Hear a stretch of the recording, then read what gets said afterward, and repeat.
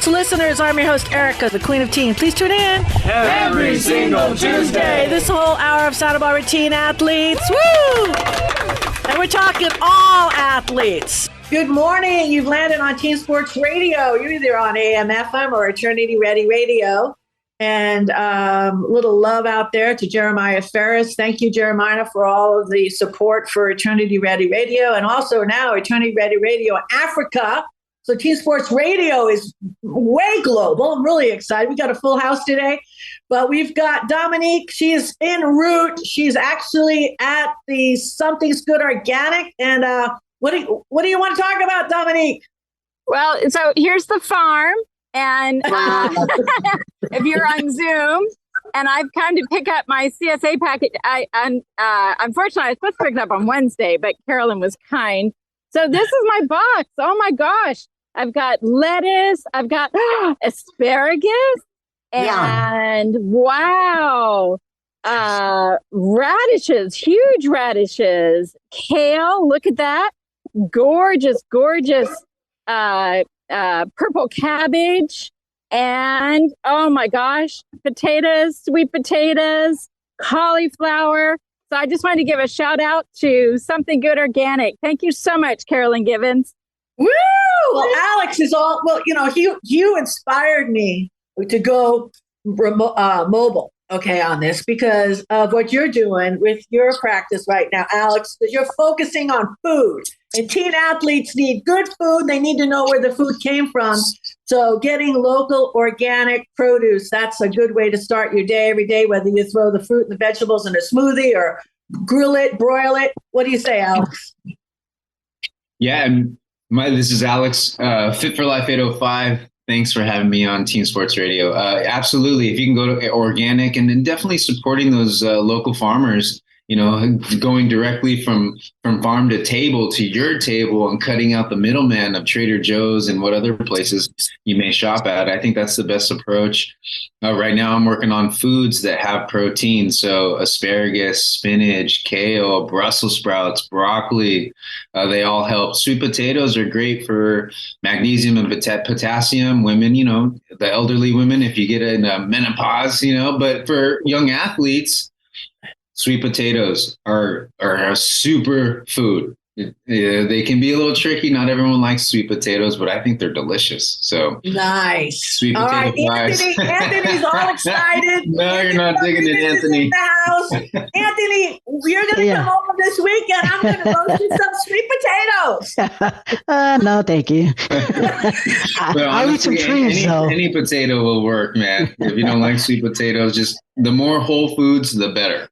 Okay, I could do regular potatoes. Yeah, well, Sierra Boatwright, she's doing the bodybuilding, and I'm looking at her, and Sierra, you look like I don't know what words to use. We used to say ripped back in the old days, okay? I don't know if that's good or not. That was a bad word, that works. Now, do you like the sweet potato? Like, what do you do? What do you do? The Sierra Boatwright, licensed marriage and family therapist, and yes, competitive bodybuilder, and really enjoying this conversation about supporting our teen athletes in how nutrition influences their physical well-being. If you're an athlete, especially if you're a competitive athlete, Alex is totally right. You really need to be focusing on pure proteins, and you definitely need to make sure that you've got a good portion of carbs. Post-training is especially important to replace the glycogen in your body. And overall, just as a mental health clinician, I want to just say that sleep, hydration, and nutrition are the pillars of your overall well-being. If you will focus on your sleep, your water intake, and your whole food nutrition, your quality of life across the board will improve. So keep up your good training, play hard, work hard, enjoy your progress. And we're here at Teen Sports Radio to support you. Woo! Woo-hoo! Bang! Yeah. That was a mic drop right there. Okay, Stephanie, you got to add, but I got to get to our recaps. What do you say? Just really quick, my dad's 93 years old, and last night he eats so well, it's insane. Anyhow, he made 2 big sweet potatoes and broccoli and Brussels sprouts, and that's how he eats all the time. He's very healthy. Woo, 93! I love it. Well, this generation is the centurion generation, I'll tell you. So in my practice, I probably had a dozen centurions. My oldest was like 105, 3 males, and then 1 female. I had 3 male centurions. You would think that the women would outlast men, but all of these males were just devoted athletes. Their whole life, they just always.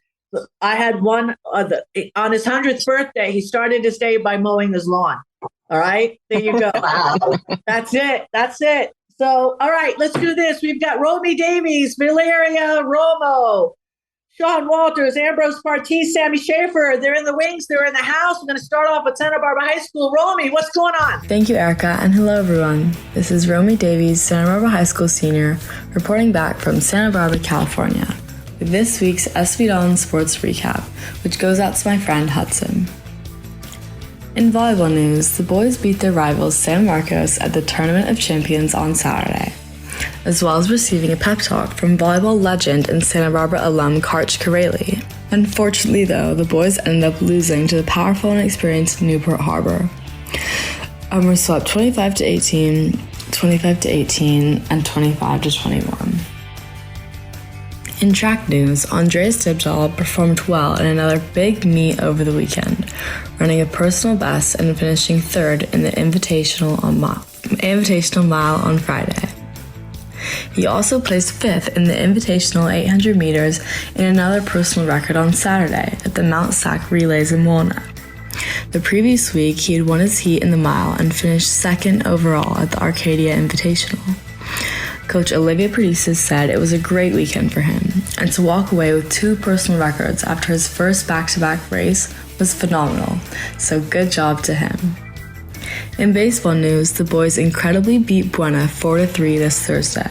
After allowing Buena to score the tying run in the top of the 7th, the boys bounced back in the bottom of the inning.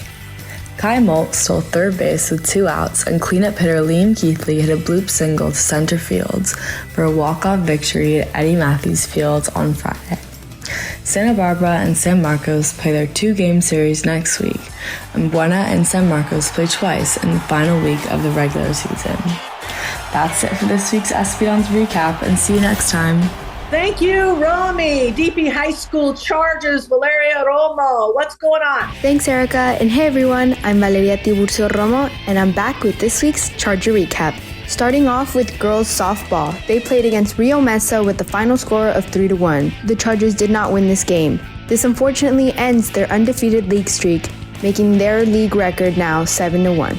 Moving on to girls beach volleyball, they had a game against Oxnard High School. The final score was 5-0, the Chargers taking the win. As of now, they remain undefeated with a league record of 7-0 and an overall record of 11-0. Then, boys volleyball had a game against our crosstown rival Santa Barbara. The final score was 3-1. Unfortunately, the Chargers lost. Then, moving on to boys tennis, they had a match against Oxnard High School. The final score was 9-0, the Chargers taking the win. Boys baseball also took a win in their 10-inning game against Rio Mesa. The final score was 5-4. And finally, girls lacrosse. They played against our crosstown rival San Marcos. The final score was 11-10, the Chargers taking the win. The highlight of the game was when sophomore Reagan Arnold scored the buzzer-beater game-winning goal to beat the Royals. Now moving on to this week's shout-out, I want to give a huge shout-out to my little sister Andrea. Thank you for always motivating me to work harder. And that is it for this week's Charger Recap. I'm Valeria Tiburcio Romo, and I'll see y'all next week. Thank you, Valeria. I love it when your uncle is giving 2 thumbs up here because you're a rock star. We all know that. Okay, next. All my kids are rock stars. Honestly, I'm so blessed. Okay, Bishop Diego High School, Sean Walters Cardinals. What's happening? Thank you so much, Erica. This is Bishop Diego High School senior Sean Walters coming to you live from the University of Montana. Today, I would like to give a special shout out to the University of Arizona, Arizona State, Colorado State, and the University of Montana for welcoming me onto their campuses with open arms. I definitely have some very tough choices to make. Now, starting us off with baseball, the Cardinals beat Santa Clara at home this past Tuesday 17-0. Senior pitcher Ryan Reinschout gave up 0 runs and only 2 hits while also scoring 2 runs himself. Other star senior Isaac Veal also balled out as he went 3 for 4 with 3 RBIs, scored 3 runs and 1 walk. They then went on to continue the streak of success with a 21-3 victory at Santa Clara High School. Senior Paul Zoltolski pitched all 12 12 innings, totaling 7 strikeouts on the day. There were a various amount of scores as freshman Dallas Bartholic scored 2 runs, other freshman David Aquispis had 4 runs, and junior Jacob Salas had 3 runs. Amazing job, guys. Moving on to boys volleyball news, the boys got a non-league win on the road at Buena last Wednesday, 3-0. Senior Braylon Caters led the way with 15 kills. Other senior Liam Flood and freshman John Michael Flint each added 8 kills. Then on Friday, they got their second consecutive non-league victory against Camarillo. Austin Carty led the way for the Cardinals with 33 assists, 2 kills, 5 digs, and 1 block. Anthony Eck also had a strong performance with 5 kills and 5 blocks. Great job, guys. Well, everyone, that's all I've got this week for your Bishop Sports Recap. Thank you so much for listening, and please don't forget to tune in once again next week. This is Sean Walters signing off. Thank you, Sean. Okay, we got the wonderful duet here. Ambrose Partee, Sammy Schaefer, San Marcos High School, Royals. What's going on? Thanks, Erica. It's Sammy and Ambrose here with your weekly sports update. Congrats to Cole Schoenwetter and Mackenzie Favre for being named Brown Table Athlete of the Week. Starting up with volleyball, our girls beach volleyball team beat Buena 4-1 last Tuesday, winning at the 1, 3, 4, and 5 seeds. And last Thursday, our girls beat Dos Pueblos 3-2 in a Channel League match. Kaylin Cooney and Evan Miller turned the results in our favor by battling back from a 14-11 deficit in the third set to take a stunning 16-14 win. The full match scores were 21-12, 10-21, and 16-14. Now moving on to indoor, our boys fought off an inspired Oxnard team to remain tied for the first place in Channel League. The scores were 25-16, 25-19, and 25-15. And last week, our boys beat Buena in a 25-9, 25-9, and 25-13 sweep in a Channel League match. Opposite hitter and junior Nate Loomer led San Marcos with 9 kills. Now moving on to tennis, our boys beat Santa Barbara 15-3 in a Channel League match, with singles players Jed Greenwald and Carter Cottage each sweeping their 3 sets without the loss of a single game. Moving on to lacrosse, our girls beat Santa Barbara last Monday 19-8 in a Channel League match. Casey Springer scored 5 goals and had 3 assists to lead the Royals. Junior Mia Martinez Tomatis and sophomore Clara Stump each scored 4 goals and had an assist. Junior goalie Megan Taylor made 13 saves. Now moving on to baseball, our boys beat Valencia 2-0 last Thursday with Brendan Chicada hitting a 2-run double in the 8th inning to break a scoreless tie. Chicada went 2 for 4 on the day, and Kane Hodina, Dane Drest, and Patrick Kelly all singled. And last Monday, our boys beat Oxnard 7-2. Cole Schoenwetter and Kane Hodina paced the San Marcos offense. Each went 2 for 3 with a double and a walk. Schoenwetter drove in a run, and Hodina scored 3 times. Brad Chicada singled and had 2 RBIs. Brendan Chicada doubled in a run, and Patrick Kelly had a run-scoring single. And last Tuesday, our boys beat Pacifica with Cole Schoenwetter pitching, going 6.1 innings, striking out 11 while giving up 2 hits and 2 earned runs in a 6-5 Channel League win. The Royals' offense supported Schoenwetter, scoring 3 runs in the 2nd inning. And finally, last Friday, our boys beat Pacifica 15-5 in a Channel League match. Darren Orlando led the production, going 4 for 5 with a triple, a double, 2 singles, 5 RBIs, and 2 runs scored. Pacifica's runs were all unearned. Caden Hodina started on the mound for the Royals, going 5 innings with 5 strikeouts. Orlando pitched the final 2 innings, striking out 3. Brandon Chicada went 3 for 5 with 2 doubles, 2 RBIs, and 2 runs scored. Schoenwetter went 3 for 3 with a double, walk, and 3 runs scored. And Stephen Bradley went 4 for 5 with a double and a RBI. Also, Brad Chicada went 2 for 3 with a double, 3 RBI, and 2 runs scored. Mason Pettengill went 3 for 4 with a double and 2 RBIs. Owen Estabrook added 2 hits, Hodina and Patrick Kelly had 1 each. Shout out to the baseball team, especially Owen Estabrook, Patrick Kelly, and Caden Hodina. That's what we have for you this week. Back to you, Erica. Fantastico. All right, first up, we are going to have Anthony Rodriguez and Stephanie Foster right after these messages.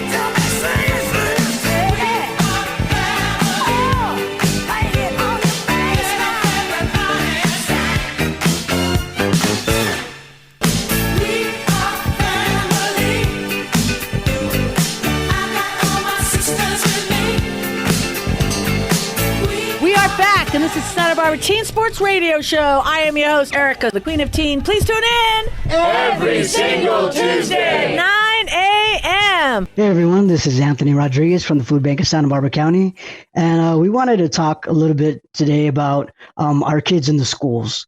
How we can open up to them and actually have them open up to us. I know sometimes they go through a lot of things that a lot of us don't even know about, and they are struggling. But a lot of people don't understand that if we lose their trust, then we won't be able to help them. And that's one thing that I keep very close to my heart. Being with the situation that I had been in previously, I think it's really important for me to be able to gain the trust of students.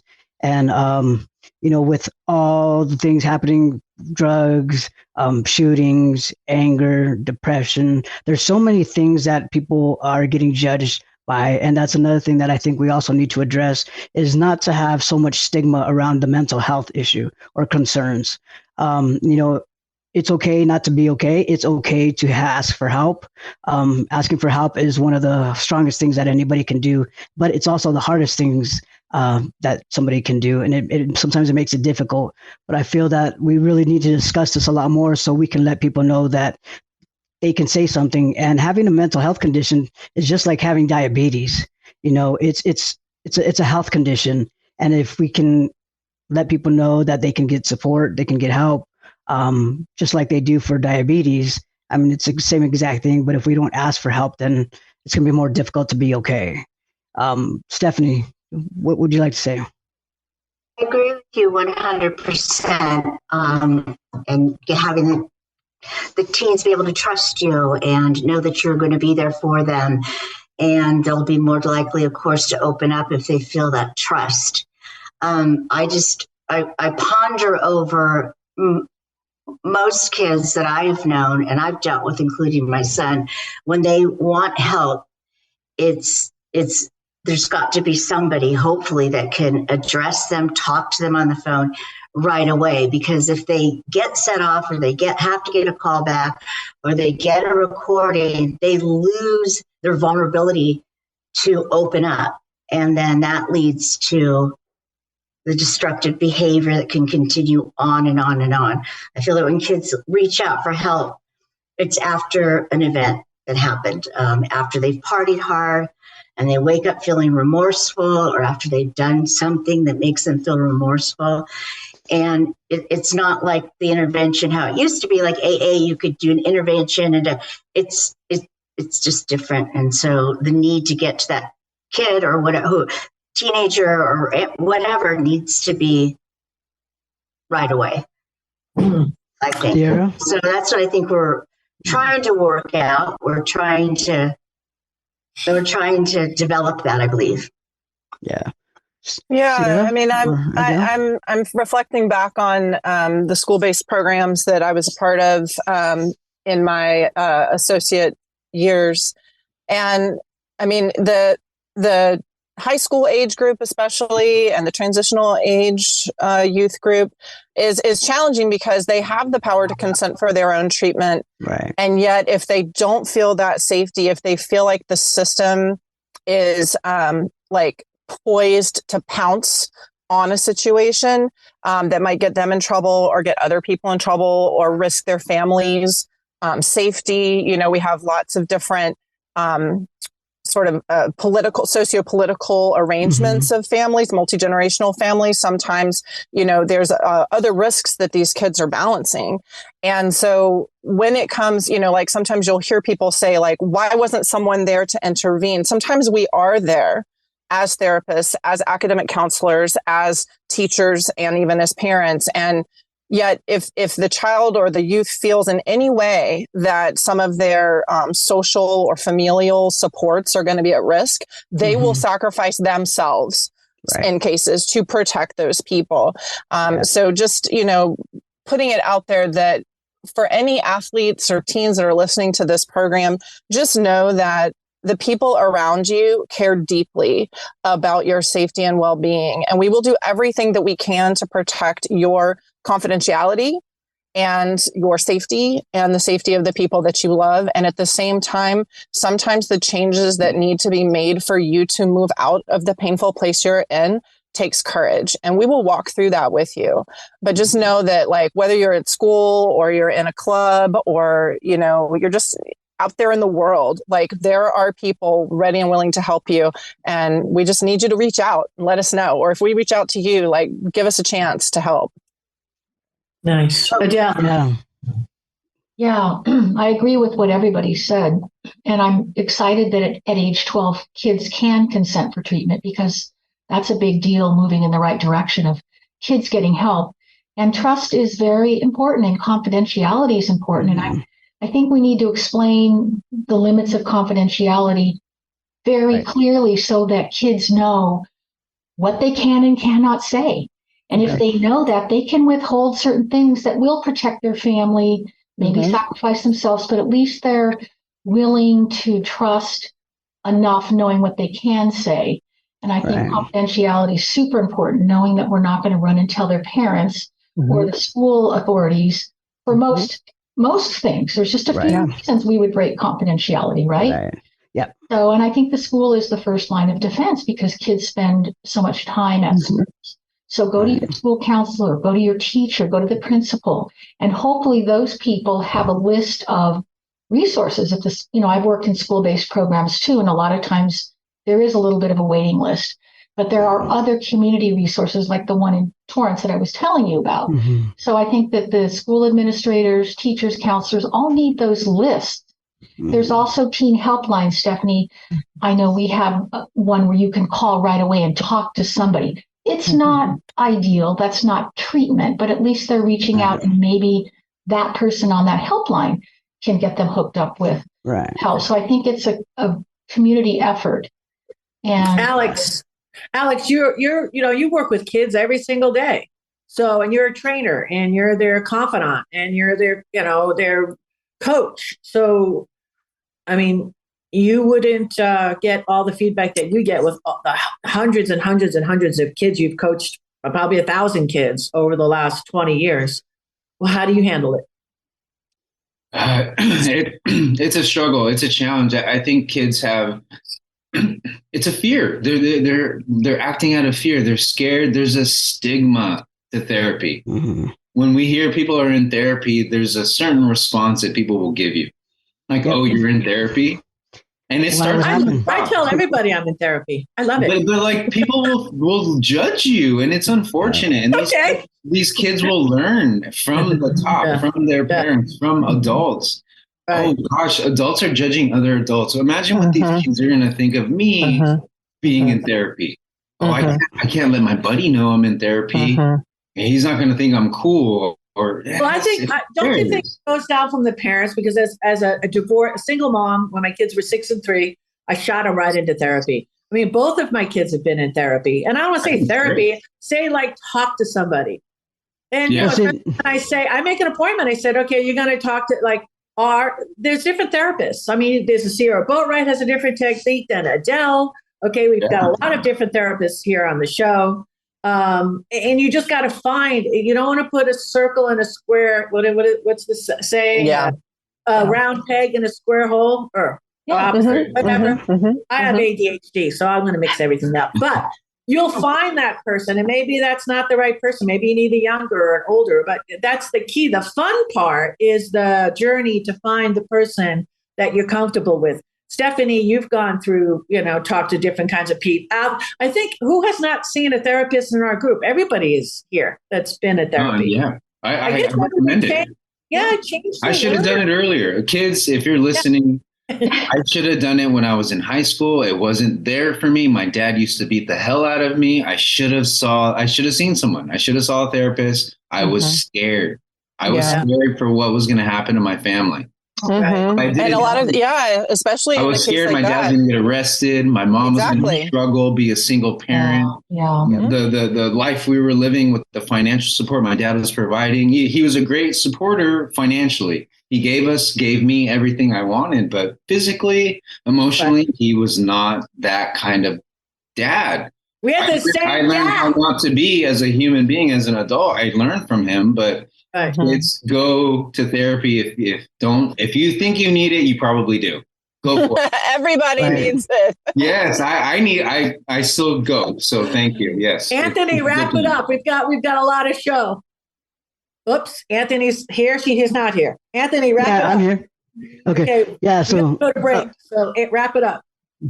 Well, we just got to make sure that we let you guys know it's okay not to be okay. Please reach out.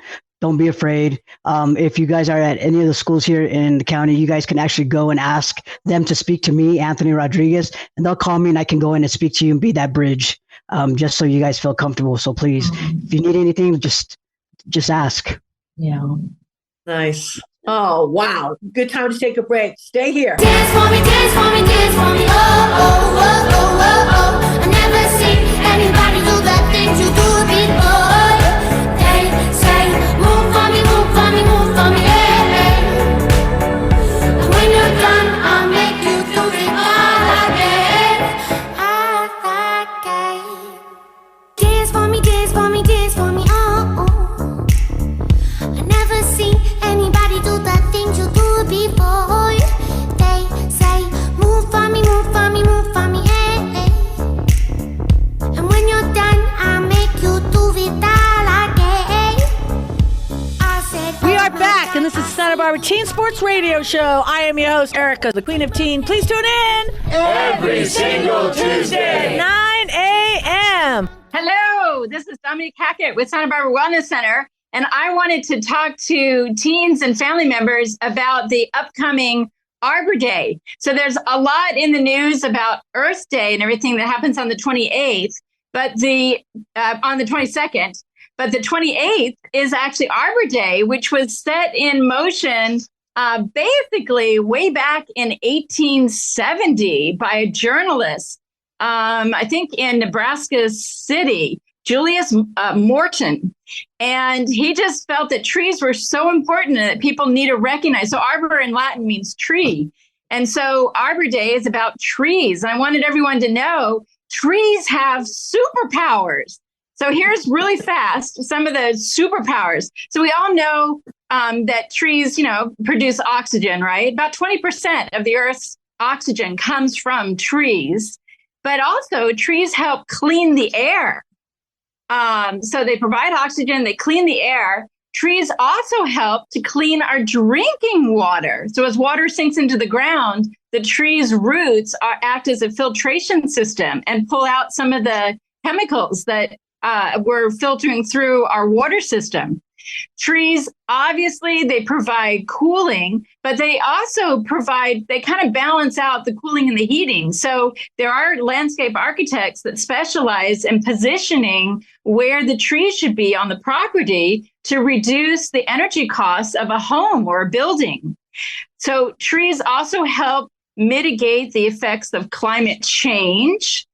They help us save energy. Obviously, trees are helping with wildlife. But get this, they have evidence now that trees help reduce crime. So there were a couple of articles on the Arbor email that I got celebrating upcoming Arbor Day. In Baltimore, they found that if there was a tree canopy, there was a 12% decrease in crime in those areas. And so where there's trees, there seems to be less graffiti, less vandalism, less littering.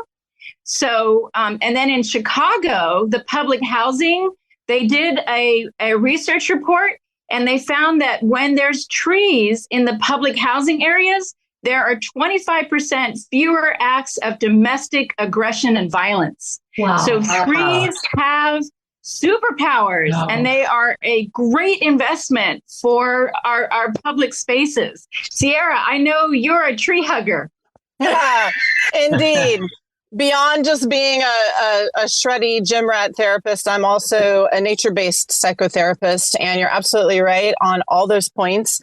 A couple of things that I wanted to highlight from what you said. When you were talking about trees cleaning our groundwater, there's actually numerous plants that do a job called carbon sequestering, where these different plants have a greater or lesser effect of pulling carbon out of their root environment and out of the air and holding it in their bodies and digesting it, to reduce the carbon in our environments. On the topic of energy conservation through landscaping, as a permaculturist and also a therapy garden designer, I have seen how using tree placement to enhance not just the therapeutic environment, but also the movement of air and the heat and the cooling of an area. It really shapes sometimes the way that those resources move through the space. And that in effect helps human beings regulate themselves, right? And I think that ties in with your crime reduction thing. The canopy of trees does more than just cool the environment around them. There's negative ions coming off of those trees. There's an increase of oxygen, obviously. And there's also just a psychological sense of safety and well-being that being in a well-treed environment provides for human beings. And so their nervous systems are like more regulated, and they're able to move through their stressors. We can look at crime as a behavior that's in response to stressors, whether it's poverty, whether it's violence, whatever it is. And so the presence of trees is it's affecting multi layers of the life that we're sharing, whether in an urban environment or in a rural environment. So I'm all down for, apparently as an ecotherapist, that might be obvious, I'm very down for people hugging trees, for sitting under trees, for recognizing the metaphor that trees provide for us as human beings. They bridge the earth and the sky. They are laterally providing habitat for multiple species. They're doing this thing called an ecotherapy service, which is actually an area of study that people are doing because beautiful natural environments are actually providing services to the public, quote unquote, free of charge, that if they didn't have those environments, they would be having to seek those services through systems like mental health, through systems like the medical system, because they're not able to regulate their nervous systems, because they are the victims of crime. Like, these are like valuable services that natural environments are doing that aren't necessarily being economically recognized, but there are an increased number of studies that are showing that. And so the funding is starting to move toward things like Nature RX, et cetera, et cetera. Alex. I gotta go. I'm sorry. Oh, okay. but no, honestly, you have inspired me to rearrange my garden, because now I'm like, oh, well, wait. Can I change the energy and airflow of my landscape? This is a new project of mine. So hit me up. I love gardening. For any areas that you work with kids in, hit me up. Let's talk. Oh gosh, I love gardening. It's the one thing that my dad gave me that I still hold on to is all that knowledge for gardening, landscaping. I didn't know about the energy flow of the air and situating it in certain areas. I'm going to have to add that to my game. Thank you so much. Yeah, thank you. That whole landscape architecture, that's what Dominique's daughter just got her master's in it. And it's funny because just for healing gardens, you would figure that you would put them in any institution, a wellness center, a prison, all those places. They're concrete boxes. Yeah, but it's again the funding. You want to die there. It's again like where are people putting the value of their money in an institutional, organizational framework? You have to basically prove to them somehow that investment is going to make a return, right? And so in the well-being of their users or their constituents. So speaking of, I have to go to a therapy appointment. I have to go serve my people. But I'm Sierra Boatwright, licensed marriage and family therapist. You can find me on the web, Instagram, Facebook. Would love to talk to you about this and any other things related to mental health, performance, athleticism, or tree hugging. See you next month, Sierra. Thank you. Bye. All right. Dominique. Well, just to finish, so some of these studies and articles are now giving a monetary value to the planting of trees. For example, they have seen a decrease in the stress of office workers who have a window and have a tree outside. Wow. There is a 25% reduction to stress if you're able to look out a window and see a tree. And not a parking lot. I love it. That makes sense. Not your car that you've got your $600 car payment. That's depressing. Listen, let's take a break. Stay here. Let's get to Richard Ellsworth right after these messages. Well, now together we will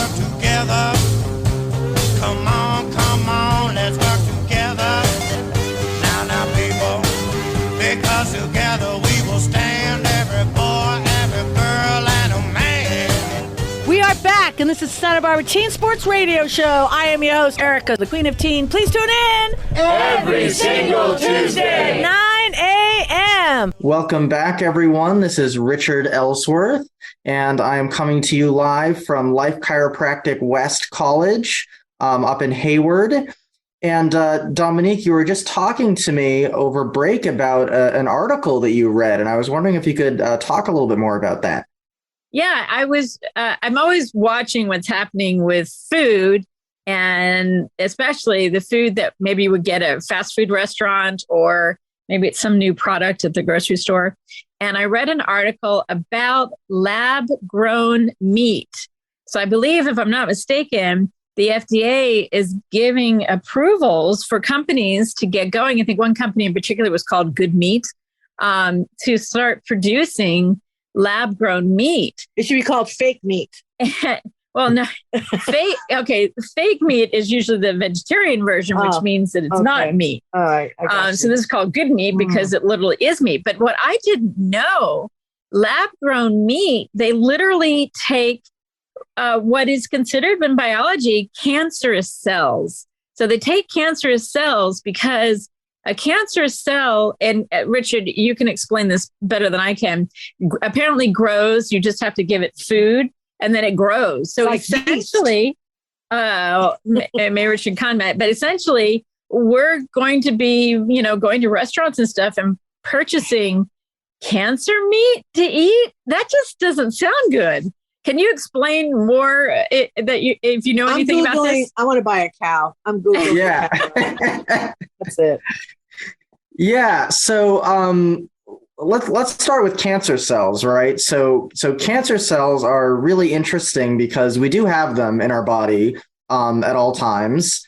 And the only way that they get triggered, or well, I shouldn't say the only way, but the primary way that they get triggered or activated is when they encounter an adverse response in the body, meaning something that they're not used to, something that is triggering an abnormal physical response, right? And this can be things from our environment, from the food that we ingest. We've known this for years. A typical cell in the body, a somatic cell, a body cell, has one nucleus, right? We know this from high school biology. You have one nucleus, and you have all your little DNA and whatever floating around inside, right? Cancer cells are a little different. An abnormal somatic cell, which a cancer cell is binucleated. It has two nucleuses. So it is able to reproduce at a much faster rate. And that's why cancer is something that's so deadly.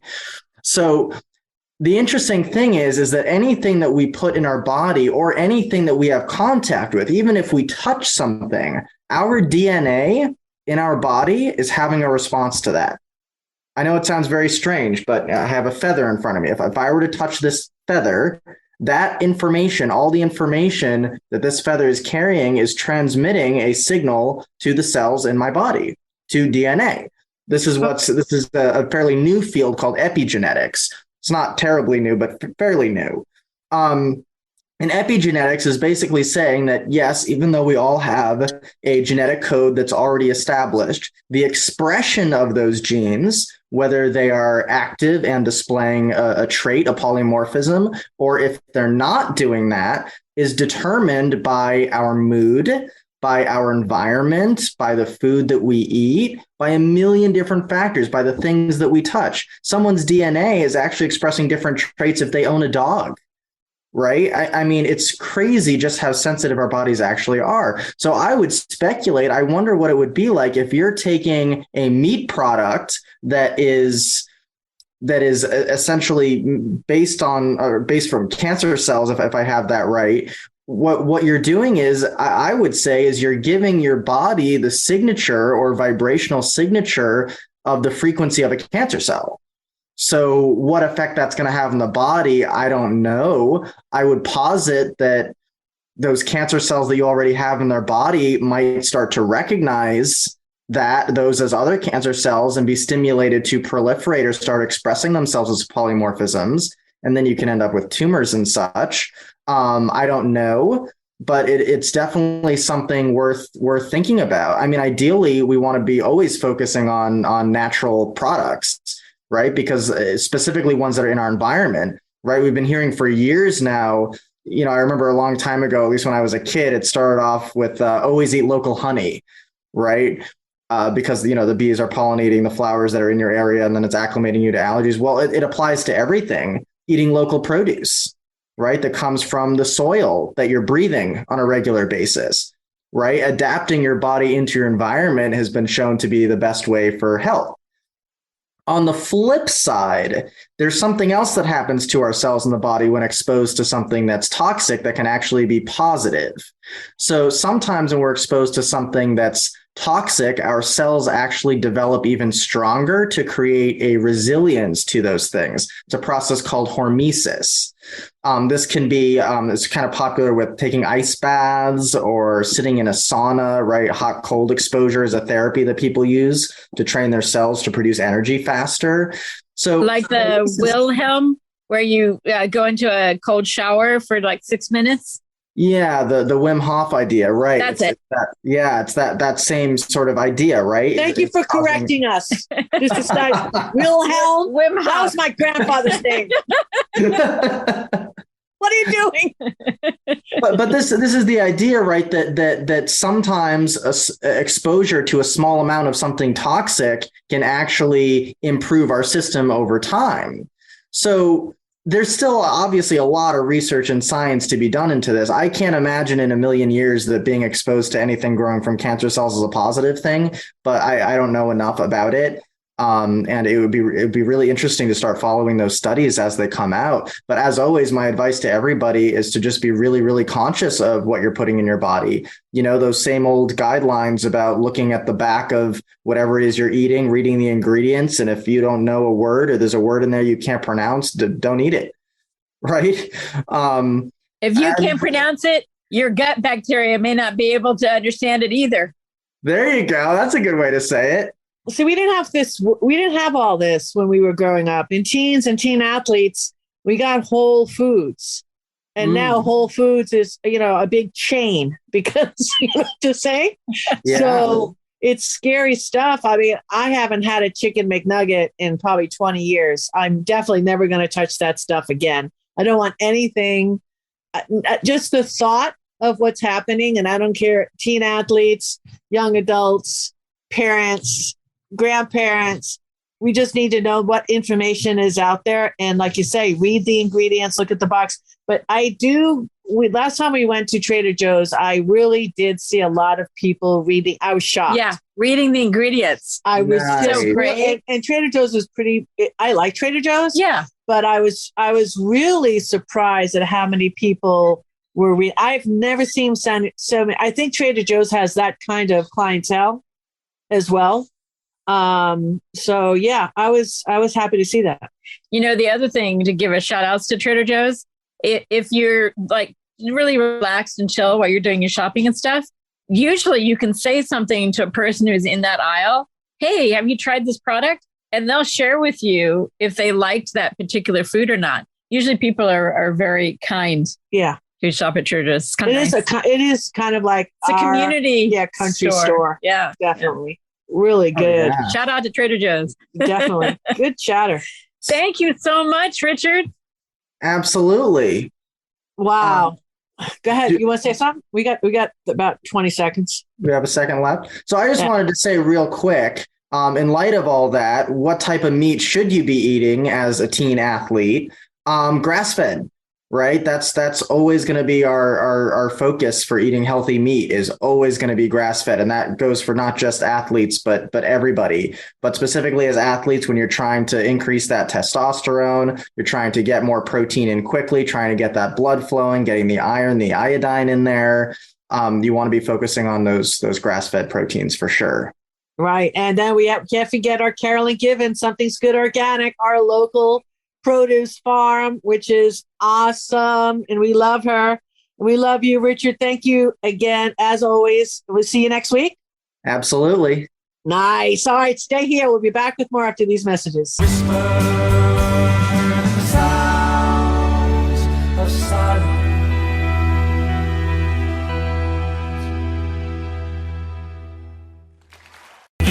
talking without speaking, people hearing without listening, people writing songs that voices never share.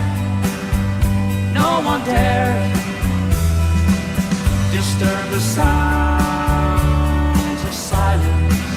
We are back, and this is Santa Barbara Teen Sports Radio Show. I am your host, Erica, the Queen of Teen. Please tune in Every single Tuesday. 9 a.m. Hi, this is Stephanie Forrester, community activist, and I'm primarily helping and trying to figure out a solution for getting our kids and people to get some immediate help along with the school system. I feel like we're moving.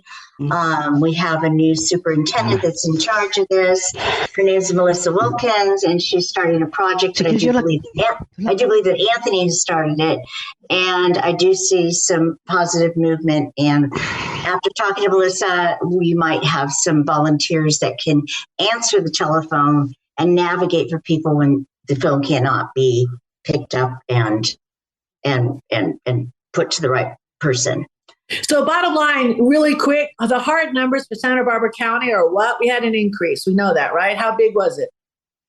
Over the last 2 years, 300% increase in fentanyl overdoses. Okay. So that I'm sorry. Yeah, that's 2001 and 22, which is huge. And I did want to also say something extremely fast. Bill Brown has made it over and over again. Anybody that wants to call somebody and talk about fentanyl, if they know somebody that's selling fentanyl, if they know somebody that's overdosing, it is complete confidentiality. He doesn't care. He will never mention your name. If you call in and you tell him or need something, he will take that into respect, and your name doesn't even have to be brought up. And I think that's really important for kids to know too. Okay, Anthony. Yeah, just please be aware. It's not safe. Just think of you. You're important. Reach out, ask for help, and just know that you are worth it. And there's a lot of people that care. So please take care. Well, I'm really thankful. We got a minute left. I'm really thankful to the community now that the word is out, and I know we're going to do whatever it takes to go after this problem, because we have people in the house with like Stephanie and Anthony, and we have Bill Brown, and we have a very active mayor. So we have the superhero team to do what we need to do. And there's other services and suppliers out there that is also going to jump on board. So it is a community effort. Let's just stay together, be positive, keep a smile on your face. God bless you guys. I'm unstoppable. I'm a pusher with no brakes. I'm invincible. Yeah, I win.